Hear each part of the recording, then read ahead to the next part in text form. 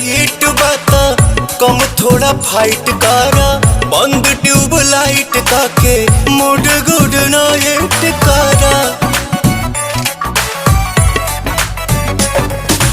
बड़ुए शरीर अभी नरम नरम हमारा से कोई सन सरम सरम भर के गिलास बस ले आई दे पीले दूधवा गरम गरम